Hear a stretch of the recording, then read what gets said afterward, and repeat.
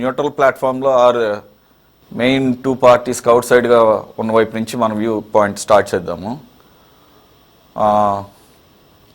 రఘురామ కృష్ణరాజు గారి custodial torture case ఇక్కడ subject యాక్చువల్గా అయితే ఆ సబ్జెక్టు ఒకరు విక్టిమ్ అయితే ఇంకొకరు నిందితుడిగా ఉన్నారు. ఎవరు? ప్రజల హక్కులను కాపాడాల్సిన వాళ్ళు, ఎవరైనా దాడి చేస్తే వాళ్ళు రక్షకులుగా ఉండాల్సిన వాళ్ళే వారి అధీనంలో టార్చర్కి గురి కాబడినటువంటి ఈవెన్ సాధారణ వ్యక్తి కూడా కాదు. అసలు సాధారణ వ్యక్తి మీద కూడా పోలీసులు కస్టోడియల్ టార్చర్ అనేది అతిపెద్ద క్రైమ్ ఈ దేశంలో. ఆ రకమైన ప్రొటెక్షన్ సిటిజన్స్కి ఉంది. నిందితులను కూడా కొట్టే అధికారం లేదు పోలీసులకి. ఏకంగా అప్పటి సిట్టింగ్ వైసీపీ ఎంపీగా ఉన్నటువంటి రఘురామ కృష్ణరాజు గారు ఆ పార్టీలోనే ఉంటూ ఆ పార్టీ విధానాలను, ఆ పార్టీ అనుసరిస్తున్నటువంటి కొన్ని ప్రజా వ్యతిరేక విధానాలను ఎప్పటికప్పుడు తూర్పారబడుతున్నారని చెప్పేసి రాజద్రోహం కేసు పెట్టి, ఎప్పటిది? బ్రిటిష్ కాలం నాటి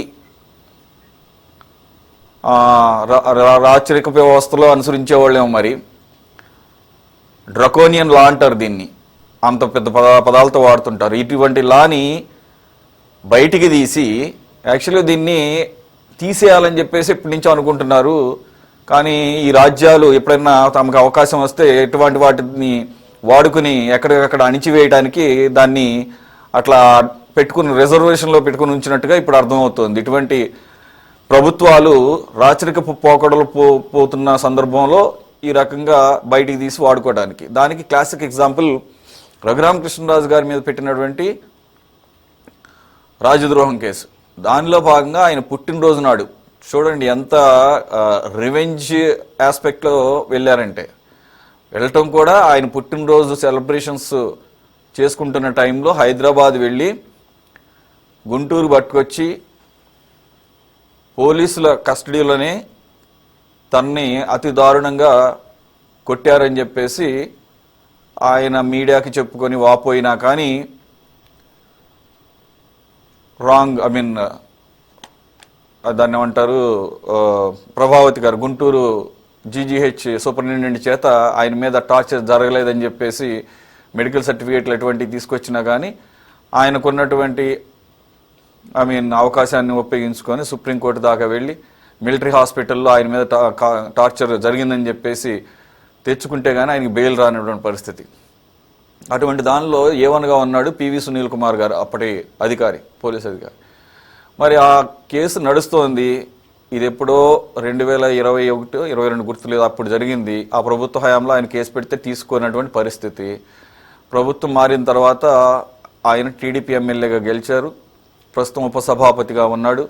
అయినా కూడా కొన్ని నెలల పాటు నా కేసు ముందుకు సాగడం లేదని ఆయనే వాపోయాడు.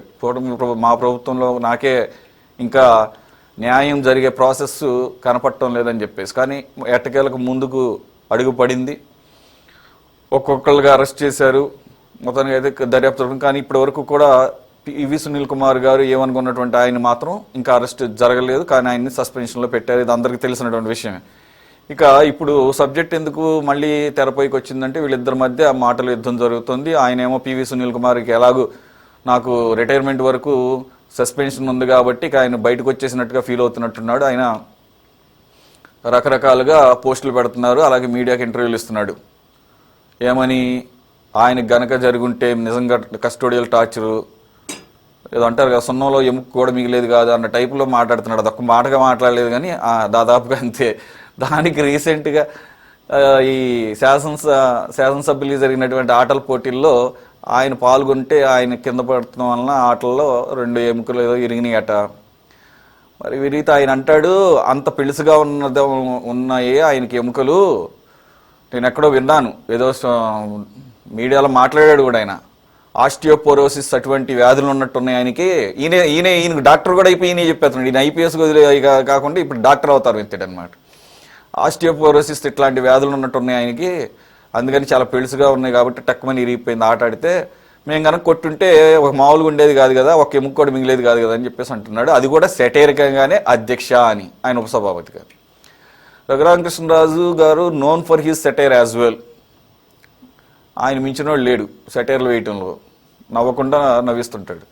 అటువంటిది ఆయన కూడా అన్నాడు, ఛాలెంజ్ చేశాడు, అక్కడ దాకా ఎందుకు, నేను నువ్వే ఉందాము పబ్లిక్గా అందరి ముందే, నువ్వు అవకాశం ఇస్తే కనుక నేను కొట్టి చూపిస్తాను, ఒక్క ఎముక కూడా ఎరగకుండా నీకు రక్తపు చారలు కనపడేటట్టు, ఓకేనా అని చెప్పేసి అంటే దానికి ఆయన మళ్ళీ రిటార్డ్.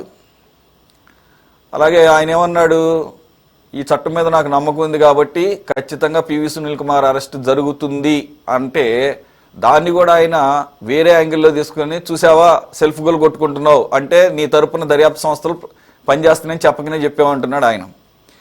సరే, యాక్చువల్గా ఆయన సస్పెన్షన్లో ఉన్న సర్వీస్ రూల్స్ని ఆయన ఒబే చేయాల్సిందే యాజ్ మనకు తెలిసినంత వరకు, యాక్చువల్గా నాకు గుర్తున్నంత వరకు. మరి ఆయన ఆ సర్వీస్ రూల్స్ అన్నీ పక్కన పెట్టి మాట్లాడుతున్నాడు అంటే ఇక ఆయన తెగించేసాడు, ఏదైనా చేసుకోండి పర్లేదు, నాకు బెనిఫిట్స్ రాకపోయినా పర్లేదు, రిటైర్మెంట్ బెనిఫిట్స్, మరి అట్లా ఆపుతారేమో తెలియదు, దానికి కూడా సిద్ధపడ్డాడు అన్నట్టుగా అర్థమవుతుంది. ఆయన వ్యూహం ఏమై ఉంటుందంటారు, అదేగాక ఆయన రాజకీయాల్లో కూడా యాక్టివ్గా పార్టిసిపేట్ చేస్తానన్నట్టున్నాడు, వర్గాలను తీసుకొస్తున్నాడు, సామాజిక వర్గాలను తెస్తున్నాడు ఆయన, ఆఖరికి దళిత బహుజన వర్గాలతో పాటు కాపులను కూడా కలుపుకుంటానంటున్నాడు. ఒక ప్యారలల్గా ఏమన్నా జగన్మోహన్ రెడ్డి గారికి పనిచేయాలని చెప్పేసి నిర్ణయించుకున్నట్లుగా అర్థం చేసుకోవచ్చా సార్? ఈ జరిగినటువంటి ఘటన ఏ ఉద్దేశంతో జరిగింది అనేది పక్కన పెడితే, ఆయన తీసుకెళ్లి టార్చర్ చేసి కస్టడీలో నిర్బంధించి కొట్టిన మాట వాస్తవం అందరికీ తెలుసు, జగమెరిగిన సత్యం, ఆధారాలతో సహా ఆ రోజు బయట ఉన్న జరిగింది వాస్తవం. అంతేకాకుండా ఆ కొట్టేటప్పుడు ఆయన అనుభవించే బాధలు కూడా చూడాలని ఇవన్నీ పదాలు కూడా బయటకు వచ్చాయి. ఆయన కొట్టేటప్పుడు ఆయన ఎలా వ్యవహరిస్తాడు, ఆయన ఎలా బాధపడతాడు, మన కథ ఏంటో మన రుచి ఏమో తేలాలి అనే పద్ధతుల్లో ఆ రోజు పెద్ద చర్చనీయాంశం అయింది. జరిగింది వాస్తవం.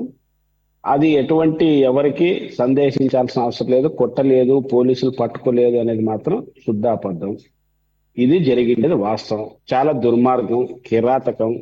అందుకోసమే అది కూడా ఆ ప్రభుత్వానికి ఒక రకంగా చెప్పాలంటే చాలా చెడ్డ పేరు తెచ్చిన మాట వాస్తవం ఒకటి. రెండవది, రాజద్రోహం కేసు అనేది ఇంకా రాజులుగా అనుకుంటున్నారు. దీనిపైన సిపిఎం పార్టీ చాలా పెద్ద ఎత్తున పోరాడింది. రాజద్రోహం కేసు మా పైన పెట్టారు, సిపిఐ నారాయణ గారు ఏదో మాట్లాడితే ఆయన పైన పెట్టారు, మహారాష్ట్రలో అనేక మంది ఆందోళనకారులు పెట్టారు. ఇప్పటికీ ఇంకా రాజరిక పాలన ఉందా అని కోరుకుంటున్నారు. ఎందుకంటే ప్రభుత్వాన్ని విమర్శిస్తే రాజద్రోహం కేసు అంటున్నారు. మన రాజ్యాంగం ఏమో ప్రశ్నించే హక్కు, మాట్లాడే హక్కు, విమర్శించే హక్కు, పోటీ చేసే హక్కు, అన్ని హక్కులు రాజ్యం కల్పించింది మహానుభావుడు అంబేద్కర్ పుణ్యాన్ని. మరి ఈ రాజద్రోహం ప్రశ్నించడమే అనుకుంటే రాజ్యాంగాన్ని రద్దు చేస్తారేమో. కాబట్టి భవిష్యత్తులో బీజేపీ అది చేసినా చేయొచ్చు. కాబట్టి ఆ రాజద్రోహం కేసు వైసీపీ ఆ రోజు వ్యవహరించినప్పుడు మేము కూడా దాన్ని ఖండించాం. రాజద్రోహం కేసు ఇది చెల్లదు, ఇది పెట్టకూడదు అనేది ఇది నంబర్ 1. కాబట్టి ముమ్మాటికి ఆ రోజు ఏ ఉద్దేశంతో చేసినా, రాజకీయంగా వాళ్ళ మధ్య ఏం పొరపాటు వచ్చినా, ఆయన వైసీపీ నుంచి ఎంపీగా గెలిచాడు. సరే, వైసీపీకి వ్యతిరేకంగా మాట్లాడితే ఆయన అవన్నీ రాజకీయంగా జరిగినటువంటి సత్యాలు అవన్నీ వేరు. రెండవది, సునీల్ కుమార్ మాట్లాడుతున్నటువంటి మాటలు మాత్రం కొంచెం అభ్యంతరకరంగా ఉన్నాయి. ఇప్పుడు రాజకీయాల్లోకి వస్తారనేది ఎందుకో సురేష్ గారికి సందేహం అవసరం లేదు. ఇప్పుడు చూస్తున్న వాళ్ళందరూ మనం చూస్తున్న ఐపీఎస్ ఐఏఎస్ ఆఫీసర్లంతా చూస్తున్నాం కదా, అదే వాళ్ళకి జరిగేది. ఆ గవర్నమెంట్ లో వాళ్ళకి సేవ చేస్తే రేపు బయటకు వచ్చిన తర్వాత, ఇప్పుడు కూడా ఒక ఐఏఎస్ ఆఫీసర్ మొన్ననే ఎమ్మెల్యేకే గెలిచాడు. చాలా మంది ఐఏఎస్ ఆఫీసర్లు మొన్న పోటీ చేసి ఓడిపోయారు. అది ఏమి పెద్ద ఆశ్చర్యం కలిగించేది కాదు. ఈయన కూడా రేపు పార్టీలకు పోతాడంటే ఏదేం ఆశ్చర్యపడాల్సిన అవసరం ఏం లేదు. వెళ్తే 100% వెళ్ళొచ్చు. రెండవది, మీరే బెనిఫిట్స్ గురించి మాట్లాడతారు. ఆ బెనిఫిట్స్ తో పోల్చుకుంటే ప్రభుత్వం ఇచ్చే బెనిఫిట్స్ ఎంత? ఆ బెనిఫిట్స్ తో పోల్చుకుంటే, ఆ అవకాశాలతో పోల్చుకుంటే, రిటైర్మెంట్ అయినా లేకపోతే ఆయనకి పెన్షన్ వచ్చినా ఆ బెనిఫిట్స్ తో ఎంత భాగం ఇది పెద్ద, దాంతో పోల్చుకుంటే పెద్దది కాదు. కాబట్టి ఇప్పుడు మరి చర్చ తెరపైకి వచ్చింది. మళ్ళా వీళ్ళు ఆ రోజు జరిగిన దానిపైన మరి ఇంకొక ఐఏఎస్ ఆఫీసర్ ఉందని రకరకాల కారణాలతో చర్చ జరుగుతుంది. మరి నిజంగా ఇప్పుడు రెడీ అని అంటున్నారంటే ఆశ్చర్యం ఏమంటే, మరి ఈ ప్రభుత్వం మరి ఎందుకు అంటే రఘురామకృష్ణరాజుకి జరగాల శాస్త్రి జరిగిందనా ఏమిటనేది అర్థం కావట్లేదు మరి. ఇప్పటికైనా అంత ప్రతి సవాలు విసురుకోవాల్సిన అవసరం కూడా ఉందంటే, కాముగా ఉంటున్నారంటే మరి ఈ ప్రభుత్వం ఎందుకు ఉందో మరి అర్థం కావట్లేదు. వీళ్ళు చెప్పాలి. కాబట్టి నిజంగా ఆయన తప్పు చేసింటే విచారణ చేయాలి. చాలా మందిని ఇప్పుడు విచారించి జైలుకి పంపించారు, కేసులు పెట్టారు. ఈయన కూడా ఆ పద్ధతిలో చేసి సవాళ్ళు బయటకు తీసి సీరియస్ గా శిక్షించాలనే దాంట్లో మాత్రం మేము ఎటువంటి అభ్యంతరం చెప్పము, దానికి సమర్థిస్తాం. కాబట్టి ఇది అత్యంత దుర్మార్గంగా జరిగిన మాట వాస్తవం. రఘురామకృష్ణరాజు యొక్క వ్యక్తిత్వం, ఆయన దుర్మార్గాన్ని మేము చాలాసార్లు ఖండించాం. ఉండిలో పేదల ఇల్లు కూల్చేసిన సందర్భంగా ఆయన ఎండగట్టాం. సమస్య సబ్జెక్టే. కానీ సమస్య వచ్చినప్పుడు న్యాయం గురించే మాట్లాడతాం. రెండోది స్పోర్టివ్ గా మన జరిగింది, స్పోర్టివ్ గా పాల్గొన్నారు, ఉత్సాహంగా పాల్గొన్నారు. అసెంబ్లీలో ఎందుకు క్రీడలు పెడతారో మీకు అందరికి తెలుసు. ఎందుకు పెడతారంటే బడ్జెట్ సమావేశాల సందర్భంగా వాదోపవాదాల గతంలో సబ్జెక్టు పరంగా జరిగేవి, అవసరమైతే మాట్లాడుకునే వాళ్ళు. కానీ అవన్నీ మాట్లాడుకున్నవన్నీ స్పోర్టివ్ గా తొలగించుకోవాలి అనే చివరి అంకంలో ఈ ఆటల పోటీలు కానీ, సాంస్కృతిక ఉత్సవాలు కానీ ఇవన్నీ జరిగాయి. ఉమ్మడి రాష్ట్రంలో ఉన్నప్పుడు సాంస్కృతిక ఉత్సవాలు కూడా జరిగేవి. ఆ పద్ధతిలో స్పోర్టివ్ కోసమే ఈ స్పోర్ట్స్ నిర్వహిస్తారు. మరి ఇక్కడ కూడా రాజకీయం, ఆయన పరిగెత్తేది క్లియర్ చూస్తాం, పడిపోయాడు, భారీ కాయము తగిలితే ఆయనకి మరి అట్ట కాలువ శ్రీనివాసరావు ఆయన బలమైన స్ట్రాంగ్ ఉన్నాడు, ఆయన కూడా కాల్ ఫ్రాక్చర్, ఆయనకు కూడా బోన్ వీక్నెస్ ఉన్నాయా? ఇవన్నీ పనికి మాలిన మాటలు, ఇవన్నీ అవాస్తవాలయ్యే మాటలు. ఇట్లాంటివి మేము సహించము, ఖండిస్తాం. అదేవిధంగా ఆయన చేసిన తప్పులు ఏమనంటే మాత్రంతో ఆయన కూడా రఘురామకృష్ణరాజు కూడా ఇప్పుడు కొంచెం నోరు కంట్రోల్ అయింది కదా, అంతకుముందు చాలా దుర్మార్గంగా మాట్లాడేవాడు, చాలా వ్యంగ్యంగా మాట్లాడేవాడు, ప్రజల్ని కించపరిచేవాడు. దాన్ని వ్యతిరేకిస్తాం. ఈ సందర్భంగా వచ్చిందని మాత్రం ఆయన మీద వ్యవహరించిన తీరు, పెట్టినటువంటి కేసు ఇవన్నీ చాలా దూరం. ఇప్పుడు ఆయన ఉన్నతమైనటువంటి ఒక న్యాయస్థానంలో కదా ఉన్నతమైన సభాపతిగా ఉన్నాడు. ఉన్నా కూడా ఆయన సమస్య పరిష్కరించకపోతే ఇంక సమస్య పరిష్కారం అయితే అంటే పైన ఆడించేవాడు ఆడేవాడు ఎవడో ఉన్నాడు అనేది దీన్ని బట్టి మనకు అర్థమవుతుంది. అందుకోసం ఈయన మాటలు, ఈ చులకనేటువంటి మాటలు ఇప్పటికైనా మానుకుంటే మంచిది. ఇటువంటి పద్ధతుల్లో ఒక ఐపీఎస్ ఆఫీసర్గా ఉండి ఒక రాజకీయ నాయకుడిగా మాట్లాడడం మంచిది కాదు. రేపు ఎన్నికల్లో ఖచ్చితంగా పార్టీలు మారడం, పోవడం, సీట్లు ఆశించడం ఇది కామన్. ఇప్పుడు ఇంకేదైనా ముందుకు వస్తే ఇది ఒక సామాజిక అంశాన్ని ముందుకు తీసుకురావడం, మా సామాజిక అంటే తప్పులు చేసేది, దుర్మార్గ పనులు చేసేది, దీన్ని ముందుకు తెచ్చేది, ఇది ఒకటి దొరికింది ఆయుధం. అంటే జనం కూడా అట్లా నమ్ముతారులేదు. జనం ఇప్పుడు అట్లా నమ్మే పరిస్థితి లేదు. ఇప్పుడు చూసాం కదా, పెద్ద నాయకులను కూడా సామాజిక న్యాయం పేరు మీద తెచ్చి తప్పులు చేసినప్పుడు అందరూ ఖండిస్తున్నారు. ప్రజలు కూడా అంత అమాయకంగా లేరు, మన రాష్ట్ర ప్రజలు గమనిస్తున్నారు. కాబట్టి వీళ్ళ యొక్క చిలిపి చేష్టలు, ఇట్లాంటి పనికి మాలిన మాటలు ఉపసంహరించుకోవాలని కోరుతున్నాం. అదేవిధంగా ఆయన మీద జరిగినటువంటి దాడి అక్షర సత్యం, అందులో ఎటువంటి సందేహం లేదు. లాకప్లు వేసి కొట్టినటువంటి గాయాలు ఉన్నాయి. ఆ గాయాలను కొడుతున్నటువంటి వాళ్ళు సంతోషించిన వాళ్ళు కూడా ఉన్నారు. అవన్నీ అందరికి తెలుసు. అది నేను చెప్పదలుచుకున్నాను.